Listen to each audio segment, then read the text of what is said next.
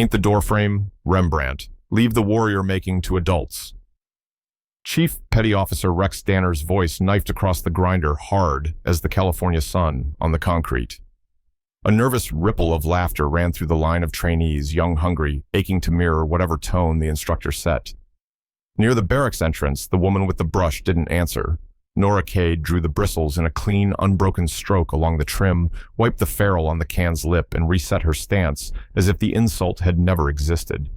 From the shaded balcony above, Admiral Michael Carver stopped mid-brief. He didn't focus on Danner or the trainees rehearsing swagger. He watched Nora Cade. Weight centered over the arches, knees unlocked, shoulders easy chin level. No fidget, no wasted motion. Even the way she turned the can label out, handle clear path, unobstructed, read like procedure not habit. This was not indifference. It was discipline poured into a small task until it became a signature. Danner built like a piling, and proud of it, paced for effect. He tapped the door with a knuckle. Lesson 1, candidates lose focus, and you end up painting beige for a living. More chuckles. He wanted the room to breathe his oxygen, not hers. On the grinder, that usually worked. Noise wins when no one remembers to listen. But the grinder isn't just a square of concrete. At the Naval Special Warfare Center, it's a crucible where posture tells on you before your mouth does. Carver had watched this dance for decades. Young men mistaking volume for gravity instructors, mistaking fear for respect. The surprise today wasn't Danner's bark. It was Nora Cade's silence full, not empty, the kind of quiet that belongs to people who don't need to audition. She laid another line of paint, then stepped back a precise foot and a half, not a shuffle placement. Her left hand settled on the can's rim.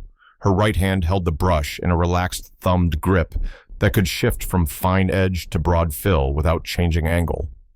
Carver noted it the way a conductor notes tempo, a body working inside a metronome of its own making. He also noted what Danner missed, the way Nora Cade avoided reflective glare from the barracks window, how she kept her field of view open to both corners of the entryway, how every tool lay where a hand could find it without looking. Small choices, large tells.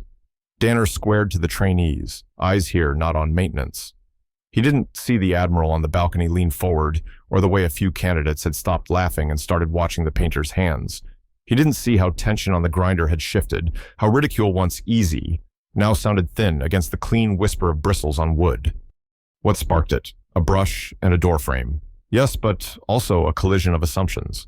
Rex Danner's belief that loudness equals leadership, and Nora Cade's quiet refusal to perform for anyone's story, but the work in front of her. Admiral Michael Carver felt the old tug between spectacle and standard. Something was out of place on this square of concrete, and it wasn't the paint. It was the certainty about who belonged at the center of the lesson and who actually did. The laugh line died midair when the radio on Chief Petty Officer Rex Danner's vest crackled with urgency, and every head turned toward the steel mock-up of a freighter hull at the far end of the grinder. The boarding exercise had frozen in place, literally. A simulated limpet mine clung to the plate with its digital counter stuck at 17 seconds, a bright red lie pulsing in the glare. The emergency release protocol had been tried twice and timed out twice. Hold your positions. Danner barked, voice rising to fill the gap where solutions should have been. Engineers in ball caps and clipped badges, hustled up with tablets speaking in the nervous shorthand of people who know they are out of runway brute force with a pry bar cut power to the training grid, reboot the control bus hours of downtime either way. On the balcony, Admiral Michael Carver folded his arms and watched the air thicken. Nora Cade set her brush across the paint can, wiped the handle on a clean rag, and walked toward the problem as if approaching a patient. No hurry, no hesitation, just the tidy gravity of someone who wastes nothing, not breath, not motion, not the attention of a room already too loud. Danner saw a civilian stepping into his lane. "Ma'am, back off, technical issue." He snapped more out of habit than judgment. Cade didn't answer. She took a knee at the hull and leaned in until her eyes and the device shared the same small circle of light. Up close, the mine showed its truth-machined housing magnetic actuator ring, an overbuilt latch meant to teach candidates not to trust luck. Cade didn't touch it. She looked. Her gaze traveled the seams, the fasteners, the paint line where the casing met steel. She shifted her head a fraction to kill the glare, then pointed with 2 fingers to a spot the size of a nickel between mounting screws. There she said one word, evenly placed. The nearest engineer squinted, saw nothing, and began to explain why a soft reset might, if the safety interlock release permit, a slow pry. Cade was already pulling a putty knife from the thigh pocket of her coveralls. It wasn't much to look at wood handle worn to the shape of a hand blade kept flat and honest. Cade braced 2 fingers against the casing, set the knife's spine where steel would carry vibration, and tapped the handle with her palm. 1 crisp, 2 lighter, 3 a firm punctuation. The mock mine answered with a small, satisfied click you could feel in your molars. The timer went black. A sigh of pneumatics whispered through the seam. The magnetic clamp let go like a fist unclenching, and the device slid into a trainee's ready hands with the dull grace of good design. Silence followed the earned kind, not the shocked kind. Danner's jaw worked once before the words came. How the hell? He didn't finish. The engineers looked at one another, each tallying the hours they hadn't just lost. Admiral Carver exhaled through his nose, the faintest smile touching the corner of his mouth at the plain elegance of it. Cade handed the putty knife to an instructor without ceremony, then lifted her eyes to the trainee holding the device. Control your breath, she said, voice low and steady. If your hands shake, your mind is moving too fast. Danner found his footing and command again, but the tone had shifted. Orders came cleaner, quieter. The reset crews dispersed. The whole crew reshaped the lane and resumed the drill. Nora Cade turned, walked back to the doorframe and picked up her brush. Beige paint found wood in an unbroken line. What had changed was not the color on the trim, but the center of gravity on the grinder. A loud lesson had been replaced by a better one proven in 3 taps, and a silence that said more than any speech.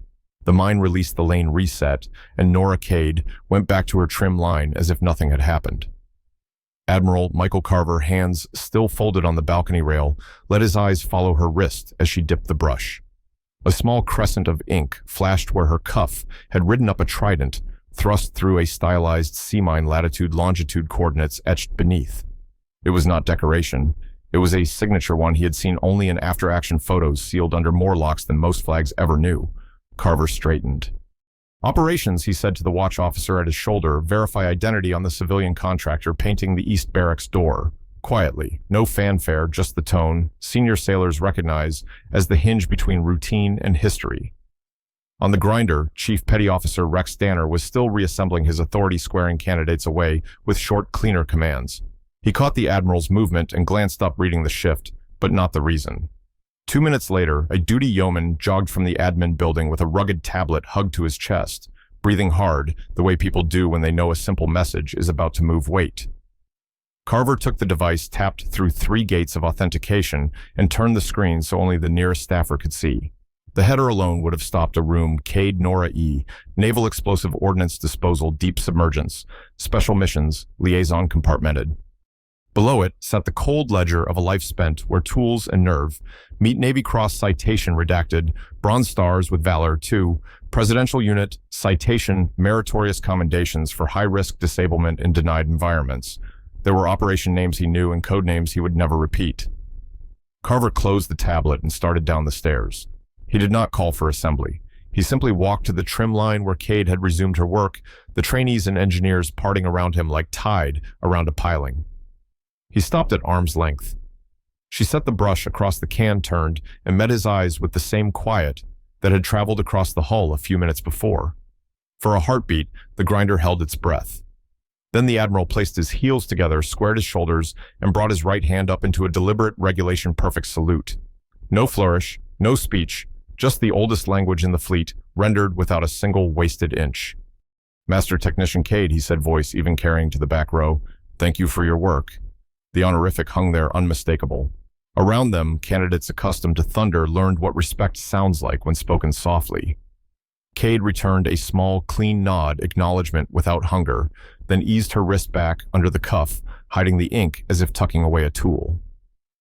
Danner arrived on the edge of the circle a second later, eyes moving from the Admiral's hand to Cade's face to the tablet now dark against Carver's chest. Whatever pride he had carried onto the grinder that morning slipped its old shape. He planted his boots, came to attention, and snapped a salute that was sharper than anything he had offered all week. When he lowered his hand, the bark had left his voice. Respect, ma'am, he said, and meant it. Carver let the silence do the teaching. Then, for the benefit of every set of ears within range, he gave the only context the day required. Some of the people who build our standards don't wear our uniforms anymore. Today, you watched one of them fix, in 5 seconds, what would have cost you 5 hours. Remember that when you think you're seeing just a painter or just a technician. The quiet ones are often the reason you get to train loud. He nodded once to Cade. She picked up her brush and pulled the next line of beige steady as a metronome, while the grinder absorbed a lesson none of them would need to relearn. By the time the grinder cleared for chow, the salute had done its quiet work. Word ran faster than the sea breeze. The painter with the putty knife had solved what the specialist couldn't. By taps and whispers, it picked up a name, the painter's tap, and with that name came a moral no one needed a whiteboard to grasp. It wasn't about force. It was about understanding. It wasn't about volume. It was about precision. You could feel the compound lean toward that truth, voices a notch lower, eyes a notch sharper, as Nora Cade returned to her trim line and pulled another faultless edge across the barracks door. Admiral Michael Carver let the lesson stand unadorned. He didn't convene an all-hands or commission a plaque. He simply nodded once to Chief Petty Officer Rex Danner, and the chief understood what had to happen next. At first light, Danner found Cade where he knew she'd be, early unhurried, checking the tape line with a carpenter's patience. He planted his boots, no swagger now, and asked without ceremony, "Ma'am, would you brief the candidates, not on explosives, on focus, on how you saw what we all missed?" Cade's answer was a short, clean yes. No preconditions, no theater. They met the class in the shadow of the mock freighter hull. No podium, no slides. Cade carried a rag, a roll of blue painter's tape, and that same scarred putty knife. She began where the previous day had ended, right at the casing seam, and had a candidate talk through what he saw. "A box," he said, "a magnet, a timer." Cade nodded and laid the tape across the metal marking hinge lines, heat bleed points, fastener paths. "Boxes aren't boxes," she said, voice even. "They're systems. Systems tell you how they want to fail. Your job is to listen." She tapped the hull, not hard, but in that same measured cadence, so the class could hear the change in tone where the fracture had hidden. Then she set the putty knife handle against the seam and with 2 fingers recreated the sequence that had freed the clamp. "Force is what you use when you're late," she added. "Timing is what you use when you're right." Danner stood off to the side, hands clasped, letting her own economy teach. She had them breathe in through the nose, out through the feet, until shoulders loosened and tunnel vision widened. She had them rehearse a 3-count scan hands hinge heat before touching anything. She compared surface prep to mission prep, sanding, cleaning, priming as the quiet bulk of success. No one applauds, but everyone notices when it's missing. When a candidate asked about speed, Cade lifted the knife, then set it down. "Speed is the byproduct of not wasting motion," she said. "If you chase it, you get sloppy. If you respect sequence, it arrives." The questions came slower after that, better aimed. A few engineers drifted in from the periphery, not to defend their schematics, but to learn how her ear had outperformed their instruments. Carver watched from the balcony and said nothing. The only endorsement he offered was time. 50 minutes became an hour. The class never looked at a door, a device, or a deadline the same way again. When it ended, Cade didn't collect applause. She wiped the putty knife clean, pocketed the tape, and returned to the doorframe. Danner dismissed the candidates with a single line, "Don't be loud, be exact." By evening, the painter's tap wasn't a punchline, it was a checklist. New arrivals heard it on day 1. Old hands repeated it without irony. And across Coronado, a quiet parable took root: finesse, before force system, before ego observation, before opinion. In the weeks that followed, the grinder gained a quiet landmark. Beside the mock freighter hull, a glass case appeared. Nora Cade's scarred putty knife, resting on dark, felt a small brass plaque beneath it. The right tool is knowledge. The right touch is experience. No ribbon cutting, no speech. Admiral Michael Carver simply let that sentence do the talking. Chief Petty Officer Rex Danner folded it into practice. A new cognitive problem-solving block went live. Candidates learned to breathe before they acted, to map systems, before they muscled them, to hear the tone, change in steel, the way a musician hears a key change. Within a class cycle, diagnostic failure rates dropped hard. After 2 instructors noticed something rarer, voices lowered, questions improved, and hands stopped reaching for brute force as a first instinct. Kay did not teach a celebrity seminar. She stood a pace back, corrected a stance, adjusted a grip, and asked the question that had saved the day. What is the system trying to tell you? The lesson became doctrine. On day 1, newcomers walked past the case. On day 2, they practiced hands hinge heat. By week's end, they could explain why 3 soft taps had beaten a room full of volume. Carver called it maturity. Danner called it respect. The candidates simply called it how you do the job. For those of us with long miles behind us, the truth lands softly but deep. Judge by calm competence, not by appearance, and never mistake silence for insignificance. Tools wear out, standards endure. If Nora Cade's story reminded you of a quiet professional in your own life, share that moment in the comments so others can learn from it.